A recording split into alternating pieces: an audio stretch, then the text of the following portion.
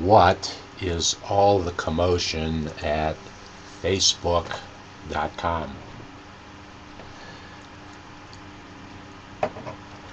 I have found the story of Facebook.com, to me personally, has been the most fascinating story of entrepreneurship that I will see in my lifetime. An amazing story.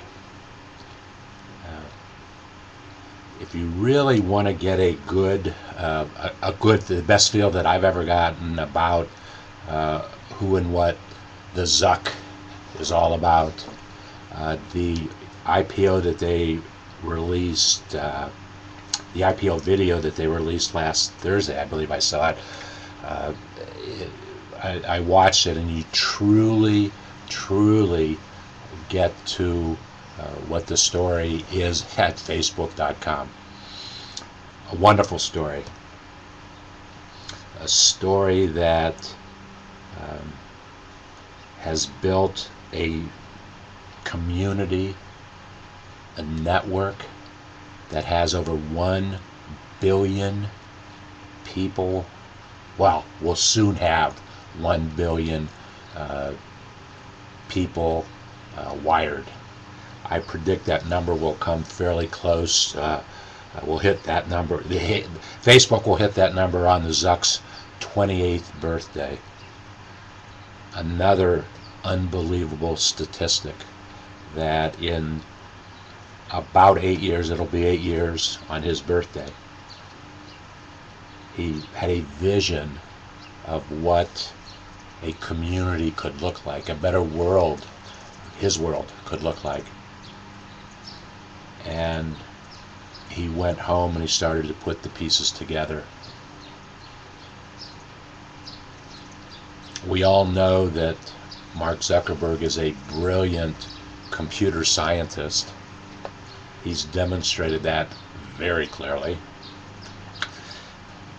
A little known fact about him was that while at Harvard, his short career of 2 years at Harvard, he also was studying for a minor or another major, I'm not quite sure what, in psychology. And so when you think of Mark Zuckerberg, the media psychologist, social media psychologist of all time, truly an amazing story. I've also been very fascinated by following how wealthy will the Zuck be, and I guess I have to correct myself because I've been saying for the past several weeks, based upon the information that I was reading, I predicted his personal net worth to be somewhat greater than $41 billion. Over the weekend, 5/7, I was reading from Portfolio.com. Portfolio.com is it's a wonderful online service of information. The company that owns Portfolio.com owns BizJournals.com, owns American City Business Journals.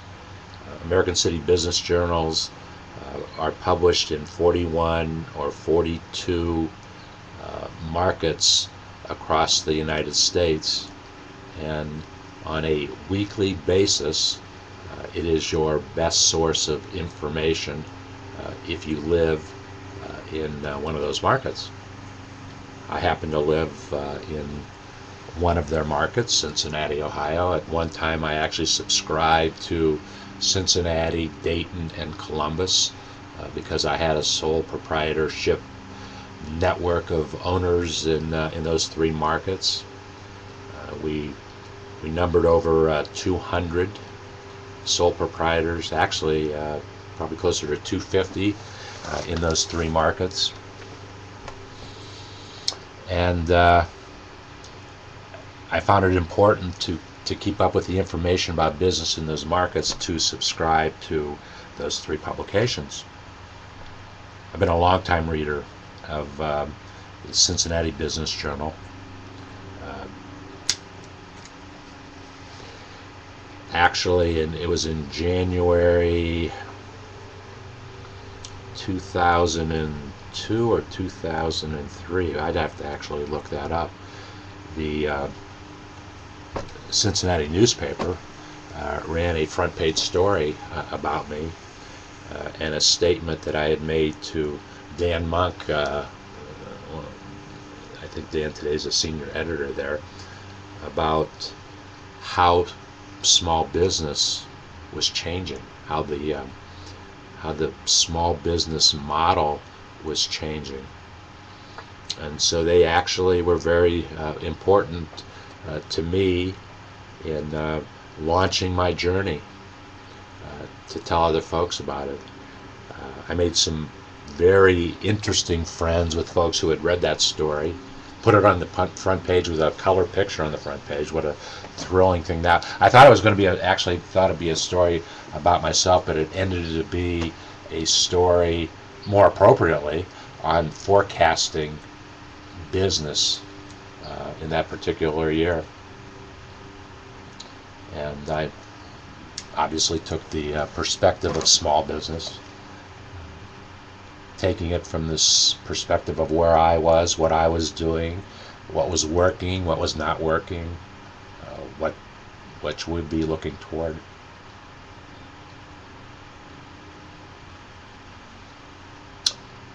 I continue to read biz journals, and I'm actually focusing.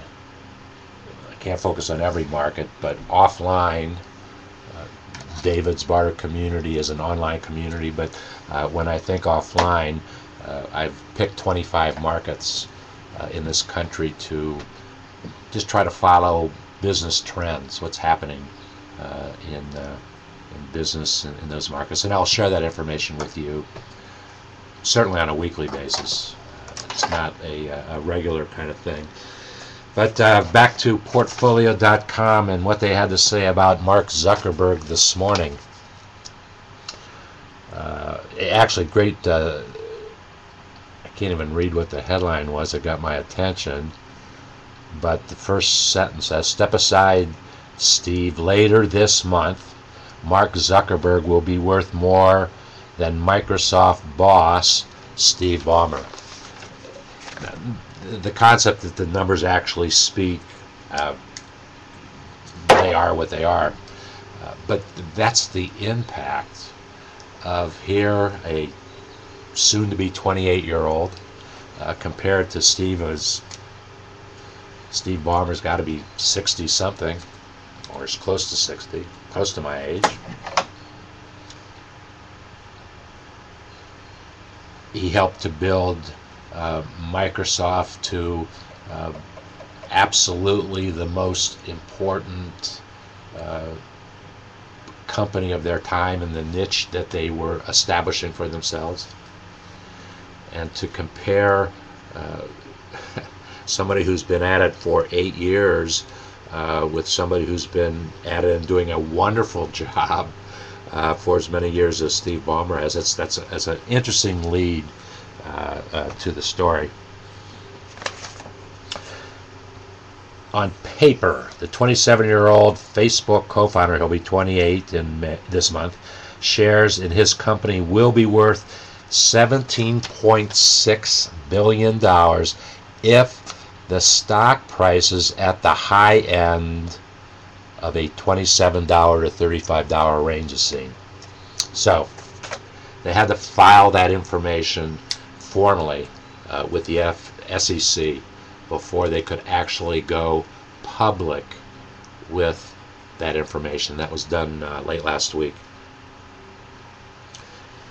They themselves valued their stock at somewhere between $27 and $35. I have no idea how that number is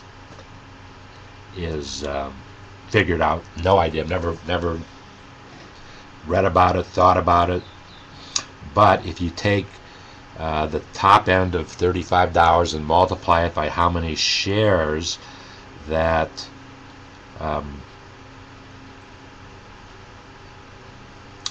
the Zuck has, it comes up to $17.6 billion. And I had been quoting $41 billion from the information that I read, and I really didn't take time to go back. It doesn't matter. It really doesn't matter. Here's a soon-to-be 28-year-old that we read about 2 weeks ago, decided that he wanted to buy a company and pay $1 billion for that company.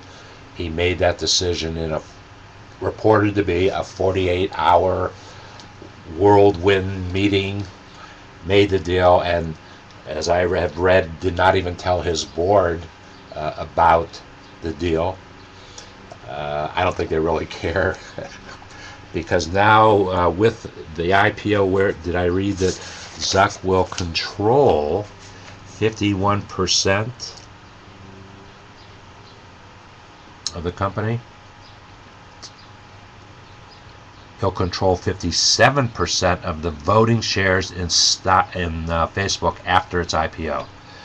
57%.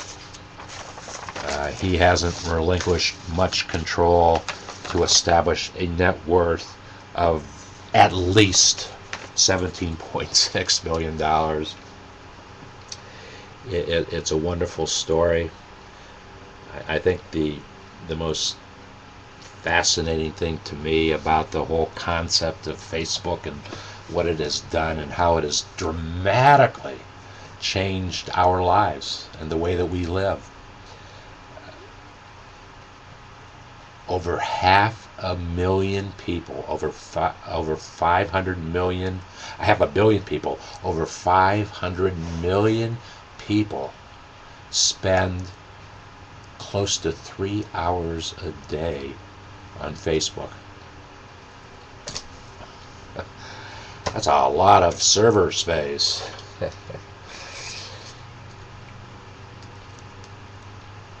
I think Mark, certainly, in my mind, the most significant business decision that he made was to post pictures on Facebook, to share pictures. That created Facebook as a photo gallery. Interesting statistics about people who changed their profile very quickly at Facebook. But he is photo sharing, and Google and YouTube are video sharing. That is a very, very important concept as we move forward in this social marketing world that we live in.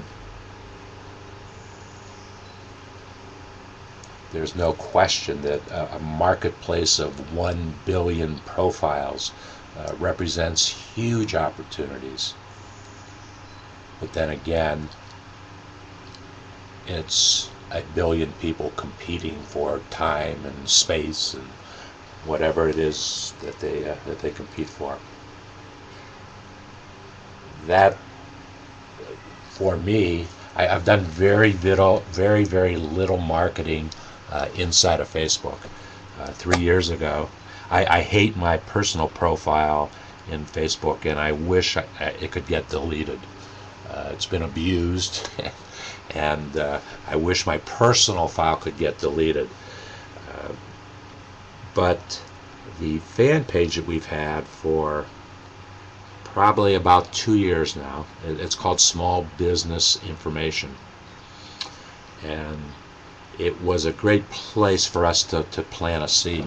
So if you go to facebook.com and search Small Business Information, you'll be taken to my Facebook fan page. But I have put less and less emphasis on a Facebook fan page, and all that energy is going into a YouTube video, which today has, although you can't tell by the counter, has over 200. I think it's about just around 210 videos, but twice now YouTube's counter has changed. Doesn't matter. By the way, if you've never seen a picture of Mark Zuckerberg, and I can't believe you live on this earth and have never seen a picture of Mark Zuckerberg, there he is in his famous t-shirt and or hoodie, which you will see him dressed in his, what was he wearing? T-shirt, I think, in his video.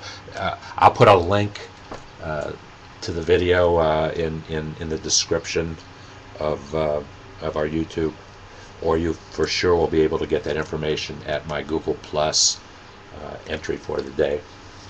One of my Google Plus, I've already done two.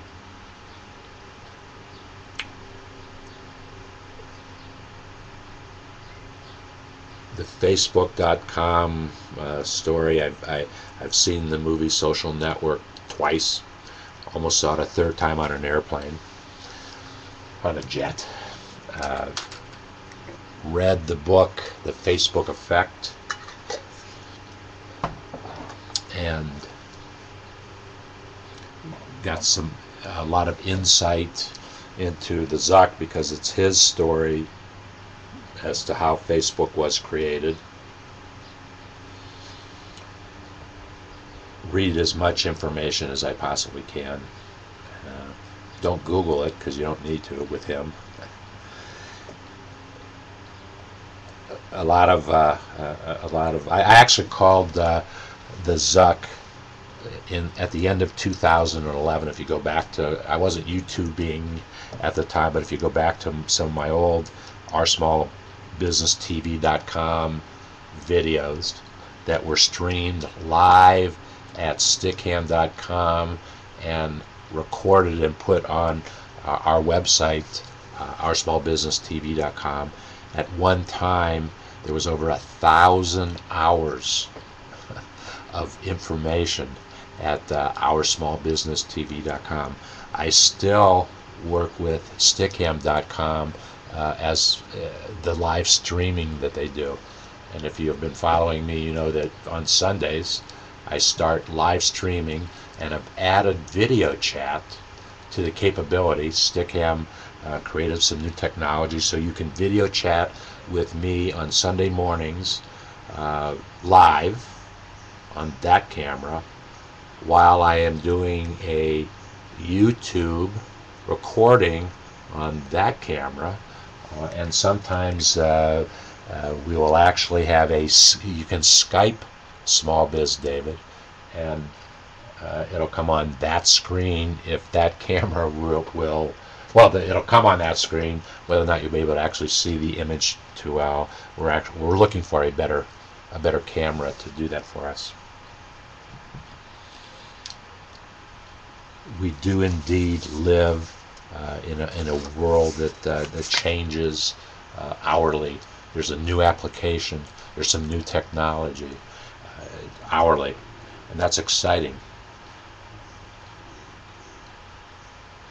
We welcome you to David's Barter community, and as phase 2 of my commitment to the Startup America Partnership, which I committed to on January 31st, 2011, the second part now is in our community, if you can create a value proposition, a good business idea for yourself, I will complement the use of our social marketing and our social network technology for 50 days to 10,000 folks that want to start a business. We will complement that, our social marketing, our social network technology. To see the results of phase 1 of building our community, all you need to do is Google either David's Barter, all one word, or SmallBizDavid, all one word, B-I-Z David, all one word. and you will see what we've been doing for the last 100 days to create the Google results that we have created. So now, using what we have done to do what we have created, we're making that technology, that social marketing, that technology platform available to 10,000 folks that want to start a new business right now. It is critical in our country, in the economy of our country, that new businesses are started right now. The 120,000 new jobs, if that's the number, it's pretty close to that number, that were created in April of this year, are not enough to get us back to where we need to be. And the Kauffman Foundation tells us we need to create 300,000 new jobs every month for a period of about 3 years to get to a sense of normalcy to where we were 3 years ago. It's not happening with existing businesses hiring new folks, creating new jobs. It's not happening, and it's very simple why it's not happening. When they laid the folks off, they found new efficiencies with the folks who were still there, so they're not so quick to hire back new folks. That's one reason. That's not a bad reason. That's not a bad reason at all. It creates new efficiencies in your business, and that's what small business needs to do. They need to look for all the efficiencies they possibly can find. That's what makes businesses successful, the efficiency at which you operate. The other thing that has happened, and it gets worse, and the sad thing about it is we don't even know how bad it's going to get yet. We won't know how bad till late next year, 2013, late next year, early 2014, because in 2014, based upon the health care initiatives that are in place right now, if you have a company of over 50 employees, you have to provide health care for those employees, mandated health care, so it'll be defined exactly what it is you have to provide. Now, that's not a bad thing. That's not a bad thing at all.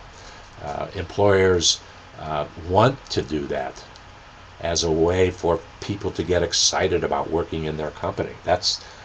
There's not a small business owner I've ever met that didn't want to be able to provide that to employees of their company. The challenge is that today, small business owners don't know what those mandates are going to look like in 2014. Another reason to keep your business small.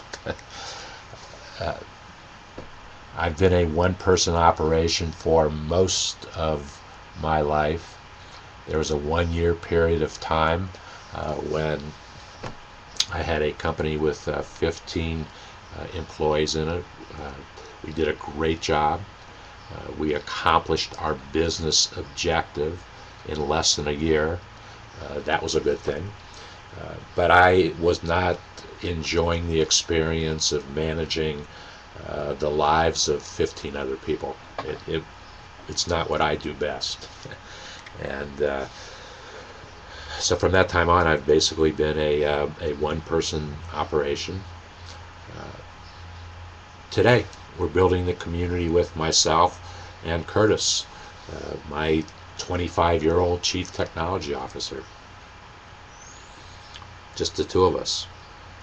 And then Curtis in building the technology platform that's ever-changing.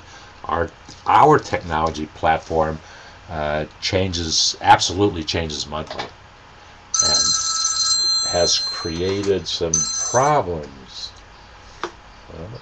So much for that one.